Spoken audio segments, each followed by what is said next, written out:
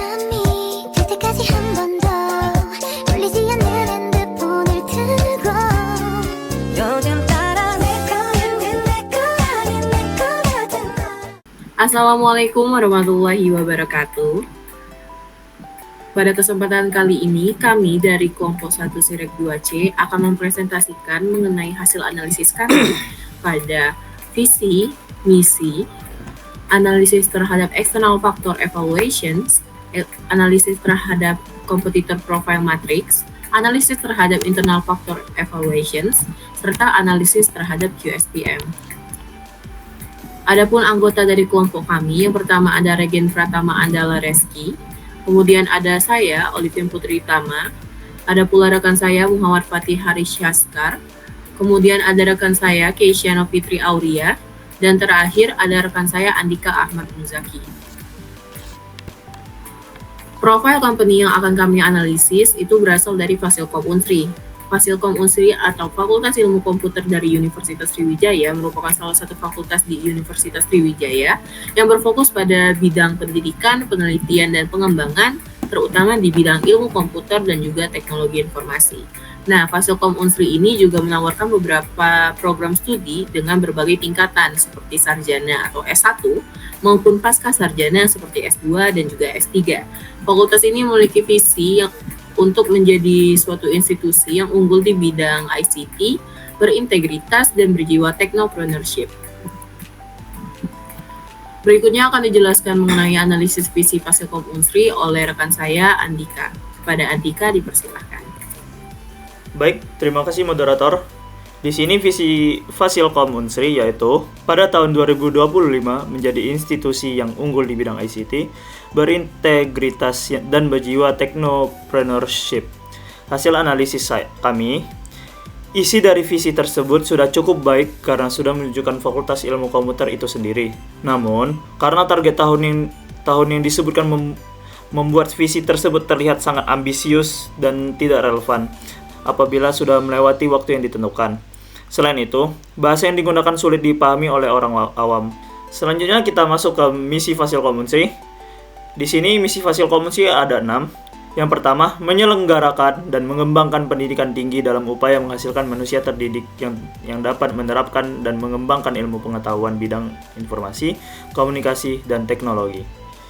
Yang kedua, menyelenggarakan dan mengembangkan penelitian dalam rangka meningkatkan kualitas pembelajaran, ilmu pengetahuan bidang informasi, komunikasi, dan teknologi yang memiliki nilai aplikasi dalam pembangunan.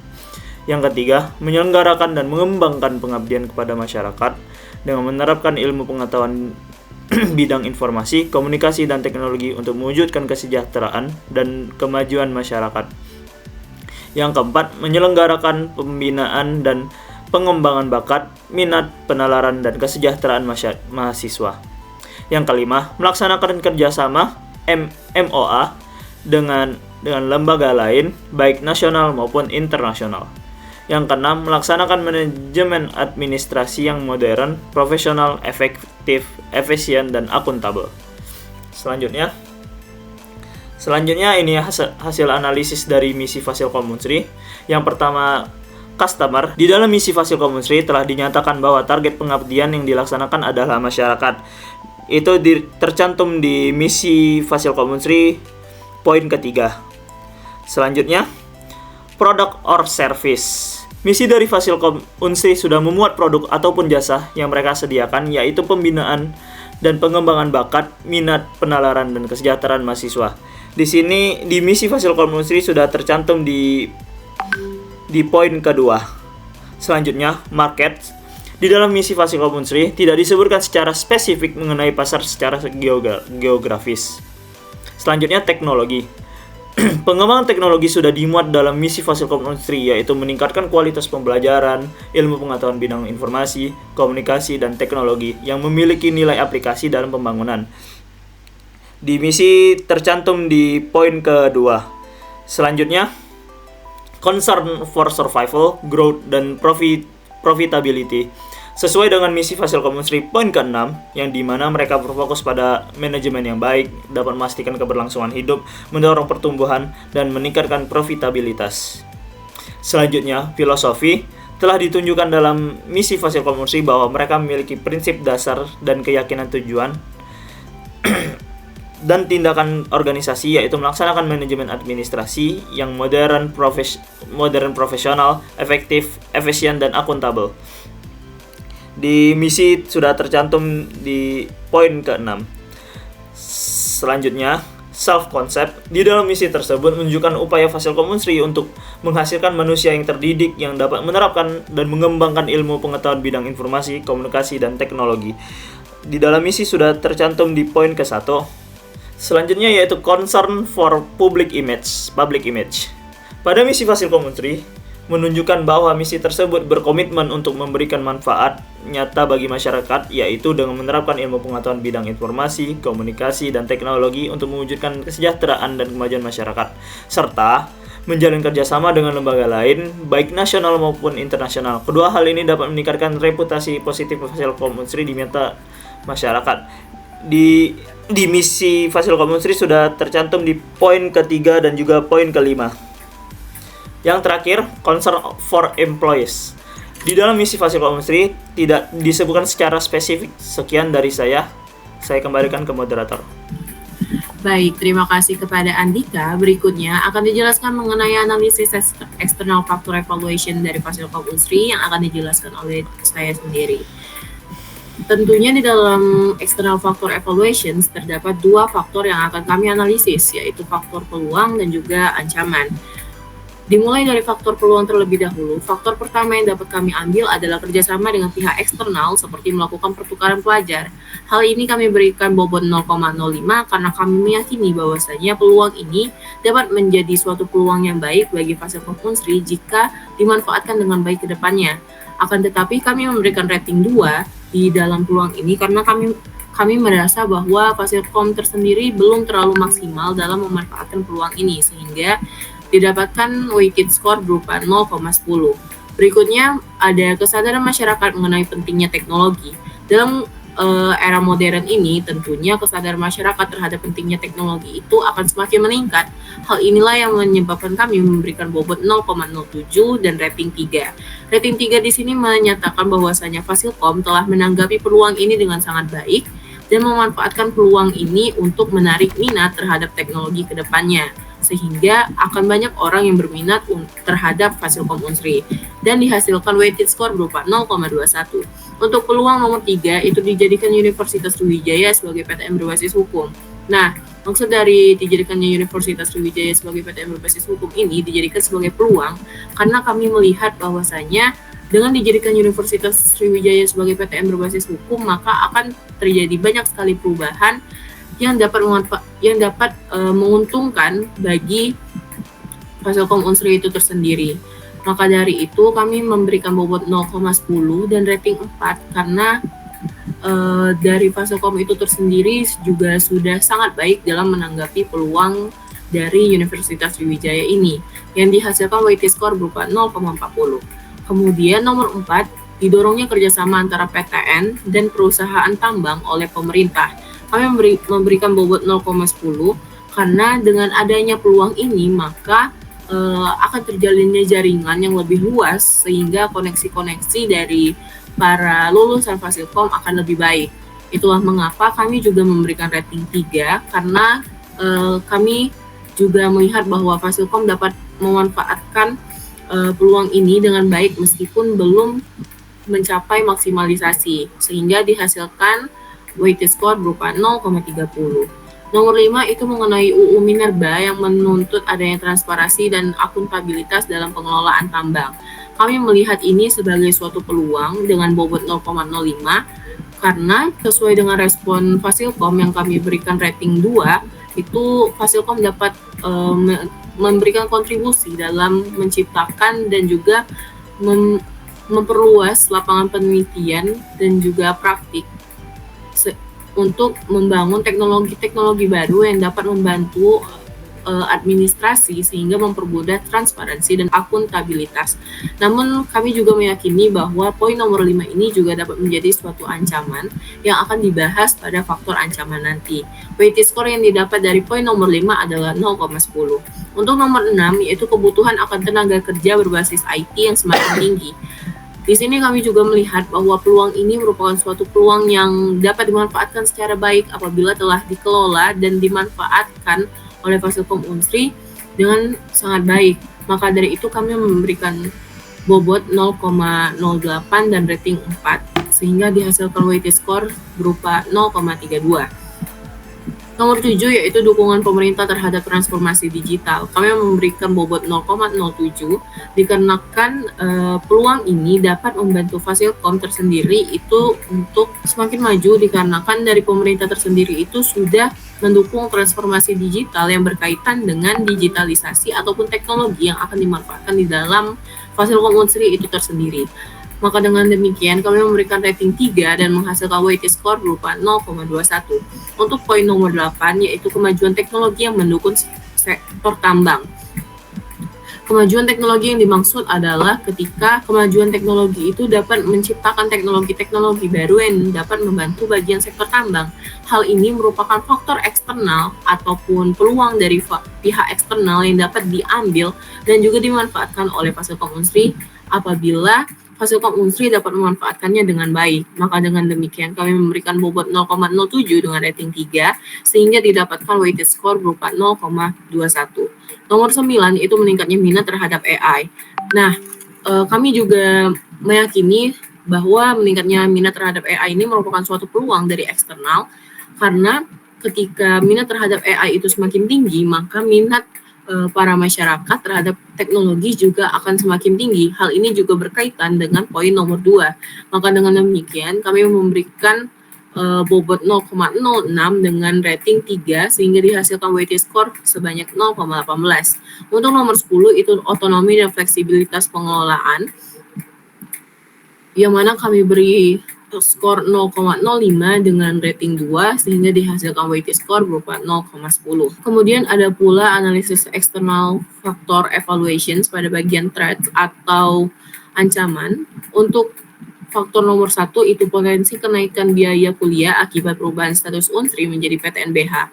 Kami melihat bahwasanya ini merupakan salah satu ancaman yang cukup berat bagi Fasilkom karena hal ini juga dapat mengancam minat dari masyarakat, terutama untuk masyarakat dari kalangan menengah ke bawah terhadap Fasilkom Unsri itu sendiri. Maka dari demikian, kami memberikan bobot 0,10 dengan rating 3 yang menghasilkan weighted score 0,30. Untuk nomor 2 itu tuntutan transparansi dan akuntabilitas yang lebih tinggi. Hal ini juga sebelumnya sudah saya sebutkan bahwasanya poin nomor 2 ini dapat menjadi ancaman ataupun peluang bagi Fasilkom itu tersendiri. Mengapa demikian? Karena meskipun Fasilkom dapat meraih peluang dengan menciptakan teknologi yang lebih maju untuk membantu administrasi, namun tuntutan transparansi dan akuntabilitas dari pihak eksternal ini dapat membuat administrasi bagian Fasilkom Unsri itu menjadi lebih tertekan dan juga akan mendapat banyak tekanan dari pihak-pihak luar. Itulah mengapa kami memberikan bobot 0,03 dan juga rating 2 sehingga menghasilkan weighted score berupa 0,06. Untuk nomor 3 itu persaingan dengan PTNBH lain. Persaingan dengan PTNBH lain ini kami meyakini bahwasanya karena kan Unsri baru menjadi PTNBH, tentunya akan banyak sekali PTNBH lain yang memberikan persaingan yang lebih ketat terhadap Unsri.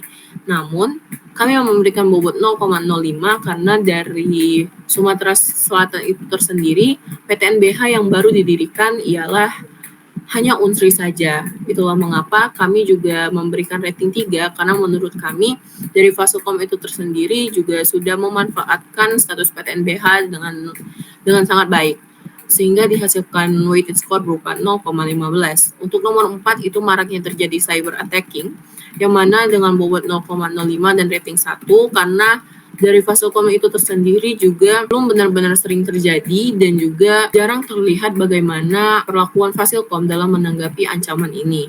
Kemudian dihasilkannya weighted score berupa 0,05. Untuk nomor 5 itu perkembangan teknologi yang terlalu cepat, itu kami memberikan bobot 0,07 dikarenakan akan terjadinya suatu gap antara pengetahuan dan juga perkembangan teknologi apabila perkembangan teknologi ini terlalu cepat terjadi. Dan juga kami memberikan rating 2 karena nampaknya Fasilkom juga masih berada dalam fase untuk berjaga-jaga ketika perkembangan teknologi ini terjadi terlalu cepat sehingga diberikan weighted score berupa 0,14.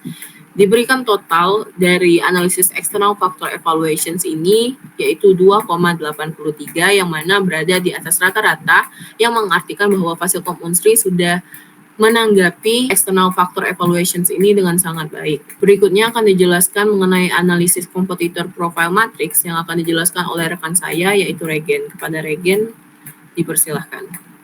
Baik, terima kasih atas kesempatannya. Saya akan menyampaikan mengenai hasil analisa kami mengenai kompetitor profile matrix Fakultas Ilmu Komputer Unsri. Dari analisa kami mendapati ada 2 pesaing yang Fasilkom Unsri, yaitu dari Universitas Bina Dharma dan Fasilkom MDP. Dan membaginya dari beberapa faktor. Yang pertama adalah kurikulum dengan beban 16, yaitu Unsri dan UBD mendapat rating 4 karena memiliki kurikulum yang lebih terstruktur dan diperbarui sesuai dengan perkembangan industri. Dan mendapatkan weighted score masing-masing 0,64 dan 0,64. Dan selanjutnya untuk UMDP mendapat rating 3 karena kurikulumnya masih perlu penguatan dalam beberapa aspek seperti integrasi dengan standar industri yang lebih luas dan mendapatkan weighted score 0,48. Dan untuk faktor yang selanjutnya yaitu koneksi industri, UBD dan UMDP mendapatkan rating 4 karena memiliki kerjasama yang lebih luas dengan perusahaan dan industri di daerahnya, banyak program magang dan pelatihan industri yang tersedia, dan mendapatkan weighted score masing-masing 0,42. Dan untuk Unsri mendapat rating 3 karena meskipun memiliki koneksi industri, tapi belum sekuat Universitas Bina Dharma dan UMDP dalam hal kemitraan dengan perusahaan lokal dan mendapatkan weighted score 0,39. Dan itu faktor selanjutnya yaitu tingkat kelulusan. Unsri mendapatkan rating 4 karena memiliki tingkat kelulusan yang lebih tinggi dengan banyak lulusan yang menyelesaikan studi tepat waktu dan mendapatkan weighted score 0,56. Dan untuk Universitas Bina Dharma dan UMDP mendapat rating 3 karena masih ada mahasiswa yang membutuhkan waktu lebih lama untuk menyelesaikan studi dibandingkan Unsri dan mendapatkan weighted score masing-masing 0,42. Selanjutnya adalah alumni. Unsri dan Universitas Bina Dharma mendapatkan rating 4 karena memiliki jaringan alumni yang lebih kuat dan banyak berkontribusi dalam dunia kerja maupun akademik dan mendapatkan weighted score masing-masing 0,44. Dan UMDP mendapat rating 3 karena jaringan alumni ini belum seaktif 2 universitas lainnya dalam mendukung mahasiswa baru dan lulusan dan mendapatkan weighted score 0,33. Untuk faktor selanjutnya adalah jumlah penelitian dan publikasi. Unsri mendapat rating 4 karena lebih banyak menghasilkan penelitian dan publikasi ilmiah yang diakui secara nasional dan internasional dan mendapatkan weighted score yaitu 0,44. Dan untuk Universitas Bina Dharma dan UMDP mendapatkan rating 3 karena jumlah penelitian dan publikasi masih jauh lebih rendah dibandingkan Unsri dan mendapatkan weighted score masing-masing 0,33. Dan untuk faktor selanjutnya yaitu mahasiswa, Unsri mendapatkan rating 4 karena memiliki program beasiswa baik dari pemerintah ataupun pihak swasta, mendapatkan weighted score yaitu 0,36. Dan untuk Universitas Bina Dharma dan UMDP mendapatkan rating 3 karena memiliki program beasiswa. Tetapi jumlah dan cakupannya masih lebih terbatas dibandingkan Unsri dan mendapatkan weighted score masing-masing 0,27. Dan untuk UKT sendiri, Unsri dan Universitas Bina Dharma mendapatkan rating 3 karena biaya kuliah masih dalam kategori menengah dan lebih terjangkau dibandingkan universitas swasta lainnya. Dan UMDP mendapatkan rating 2 karena memiliki UKT yang relatif lebih tinggi dibandingkan Unsri dan Universitas Bina Dharma dan mendapatkan weighted score 0,12. Dan untuk selanjutnya, faktor selanjutnya adalah jumlah pendaftar. Unsri mendapatkan rating 4 karena jumlah pendaftar lebih tinggi dibandingkan Universitas Bina Dharma dan UMDP dan menunjukkan daya tarik lebih besar bagi calon mahasiswa dan mendapatkan weighted score 0,24. Dan untuk Universitas Bina Dharma dan UMDP karena mendapatkan rating 3 karena jumlah pendaftar lebih sedikit dibandingkan Unsri, meskipun tetap memiliki daya tarik sendiri dan mendapatkan weighted score masing-masing 0,18. Terakhir adalah akreditasi. Unsri mendapatkan rating 4 karena memiliki akreditasi lebih tinggi dibandingkan UBD dan UMDP dan mendapatkan weighted score masing 0,60. Dan untuk Universitas Bina Dharma dan UMDP mendapatkan rating 3 karena akreditasinya masih di bawah Unsri tetapi tetap cukup baik. dan mendapatkan weighted score masing-masing 0,45. Dari hasil analisis kami dapat menyimpulkan bahwa Fasilkom Unsri masih menjadi pilihan terbaik dengan total skor 3,85 karena unggul dalam kurikulum, tingkat kelulusan, penelitian, jumlah pendaftar, dan akreditasi. Universitas Bina Dharma berada di posisi kedua dengan total skor 3,4 karena memiliki koneksi industri dan alumni yang kuat. UMDP di posisi ketiga dengan total skor 3,10 karena masih perlu perbaikan dalam beberapa aspek seperti UKT, penelitian, dan akademik. Sekian, saya kembalikan kepada moderator. Baik, terima kasih kepada rekan saya Regen. Berikutnya akan dijelaskan mengenai analisis internal factor evaluations yang akan dijelaskan oleh Keisha. Kepada Keisha dipersilahkan. Baik, terima kasih moderator. Kemudian selanjutnya ada analisis internal factor evaluation. Yang pertama itu ada program studi Fakultas Ilmu Komputer memiliki akreditas unggul. Nah, jadi Fasilkom Unsri ini memiliki akreditas yang baik yang meningkatkan reputasi mahasiswa. Kami memberikan bobot 0,15 dengan rating 4 dengan weighted score 0,60 dikarenakan akreditas yang unggul sangat berpengaruh untuk kualitas pendidikan Fasilkom Unsri. Selanjutnya, pengelolaan akademik yang efektif dan efisien. Nah, proses akademik seperti pendaftaran mata kuliah, pengisian kartu rencana studi sudah terdigitalisasi.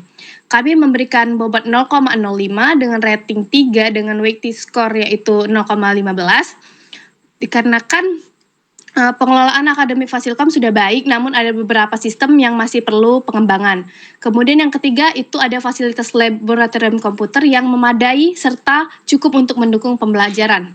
Nah, kami memberi bobot 0,10 dengan rating 3 karena laboratorium Fasilkom Unsri itu cukup lengkap, namun ada beberapa fasilitas di laboratorium yang tidak bisa digunakan. Kemudian nomor 4 yaitu mahasiswa berprestasi di tingkat nasional dan internasional.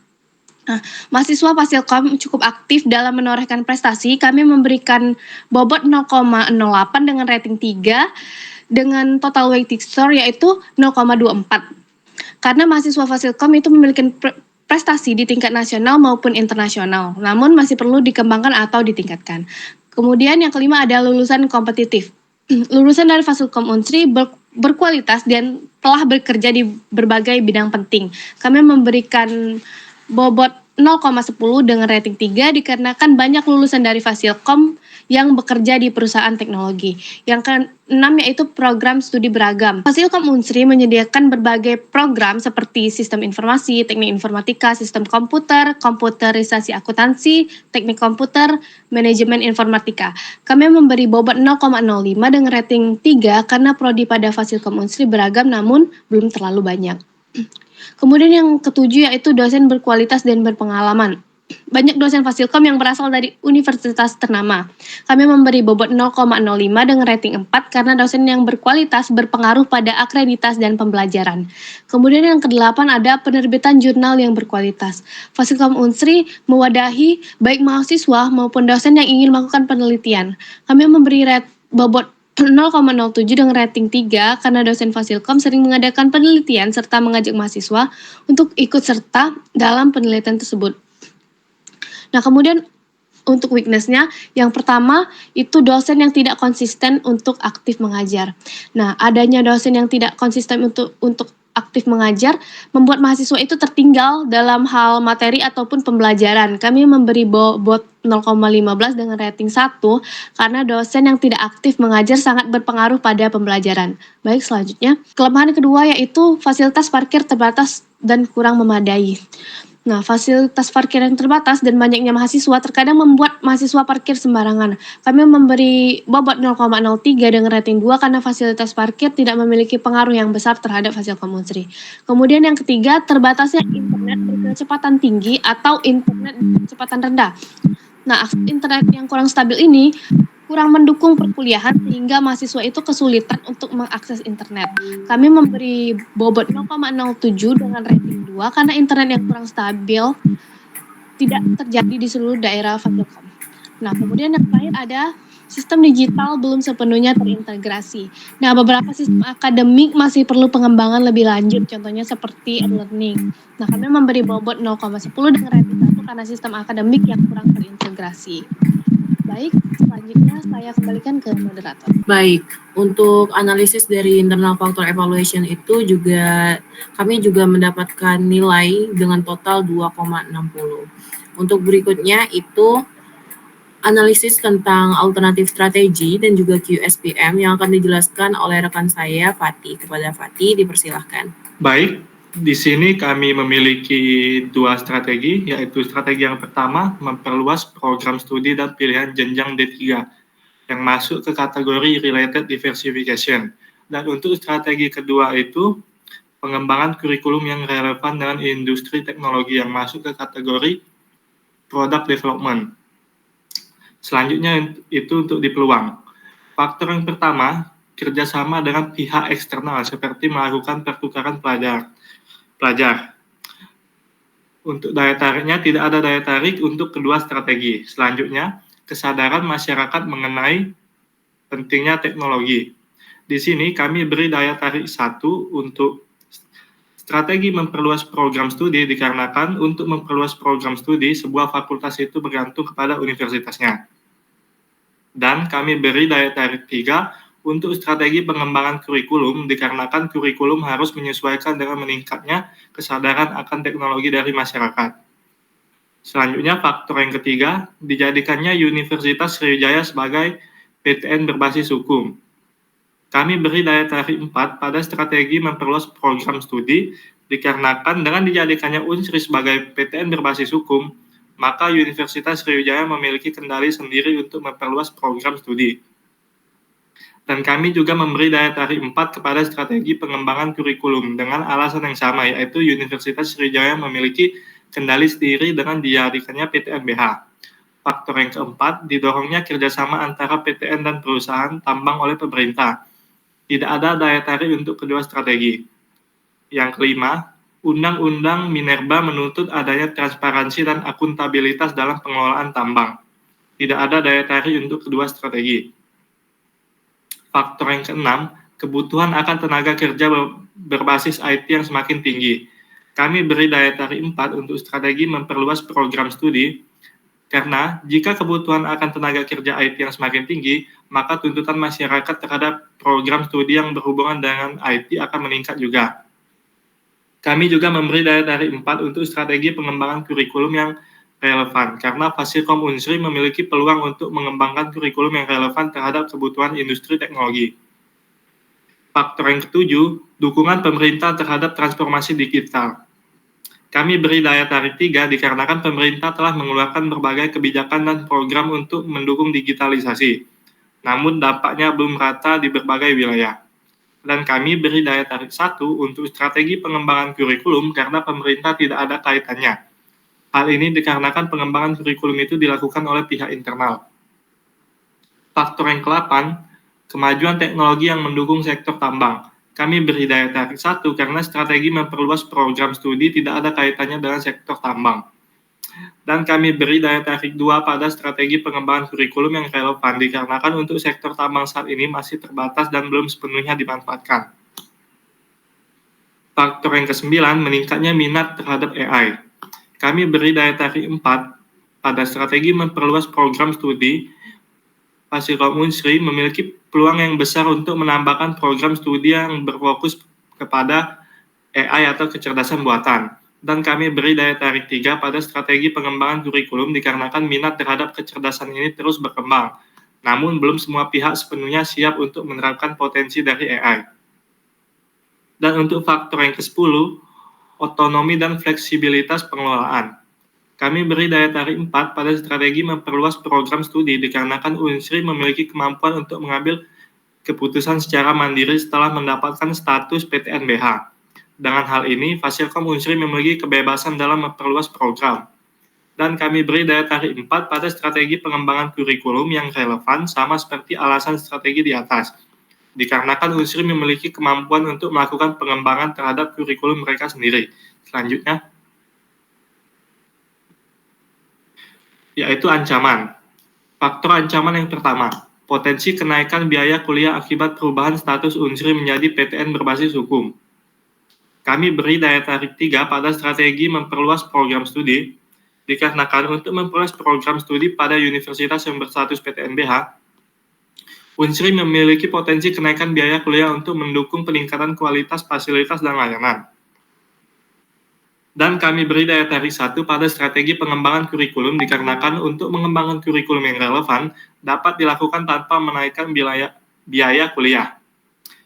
Selanjutnya, tuntutan transparansi dan akuntabilitas. Kami beri daya tarik 1 pada strategi memperluas program studi karena transparansi dalam proses administrasi tidak terlalu berpengaruh dalam perluasan program studi. Dan kami beri daya tarik 2 pada strategi pengembangan kurikulum yang relevan karena untuk mengembangkan kurikulum itu perlu dilihat dan dinilai. Yang ketiga, persaingan dengan PTN berbasis hukum yang lain. Kami beri daya tarik 3 pada strategi memperluas program studi karena untuk bersaing dengan PTN lain membutuhkan program studi yang banyak untuk meningkatkan pangsa pasar. Dan kami beri daya tarik 4 pada strategi pengembangan kurikulum karena dengan kurikulum yang baik dan relevan, maka Unsri akan memiliki pangsa pasar yang lebih besar. Selanjutnya, maraknya terjadi cyber attacking. Tidak ada daya tarik untuk kedua strategi. Yang kelima, perkembangan teknologi yang terlalu cepat. Kami beri daya tarik 2 pada strategi memperluas program studi karena tidak selalu sebuah fakultas harus menambahkan program studi yang baru dalam mengikuti perkembangan teknologi. Dan kami beri daya tarik 4 pada strategi pengembangan kurikulum yang relevan karena Fasilkom Unsri perlu menyesuaikan kurikulum yang sesuai dengan tuntutan industri terhadap perkembangan teknologi seperti AI dan cyber security. Selanjutnya, strength atau kekuatan. Faktor yang pertama, program studi Fakultas Ilmu Komputer memiliki akreditasi unggul. Kami beri daya tarik 4 pada strategi memperluas program studi karena dengan akreditasi fakultas yang baik, maka itu meningkatkan daya tarik bagi calon mahasiswa terhadap program studi yang baru dibuat. Dan kami beri daya tarik 4 pada strategi pengembangan kurikulum karena Fasilkom Unsri memiliki akreditasi yang unggul, menandakan bahwa mereka memiliki kualitas pendidikan yang baik. Selanjutnya, pengelolaan akademik yang efektif dan efisien. Kami beri daya tarik 3 pada strategi memperluas program studi. Karena dengan pengelolaan akademi yang baik, maka Fasilkom Unsri dapat memperluas program studi tanpa ada masalah.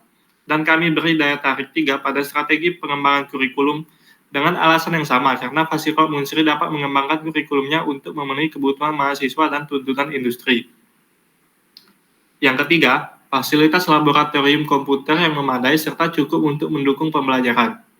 Kami beri daya tarik 4 pada strategi memperluas program studi karena untuk memperluas program studi pada Fasilkom Unsri, maka akan dibutuhkan lebih banyak fasilitas laboratorium komputer.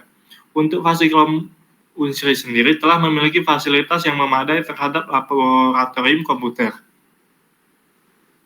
Dan kami beri daya tarik 3 pada strategi pengembangan kurikulum karena untuk mengembangkan kurikulum harus disesuaikan dengan fasilitas yang ada. Yang keempat, mahasiswa berprestasi di tingkat nasional dan internasional. Tidak ada daya tarik untuk kedua strategi. Yang kelima, lulusan kompetitif. Tidak ada daya tarik untuk kedua strategi. Selanjutnya yang keenam, program studi beragam. Di sini kami beri daya tarik 4 karena dengan memperluas program studi, maka program studi yang ada di suatu fakultas akan menjadi beragam.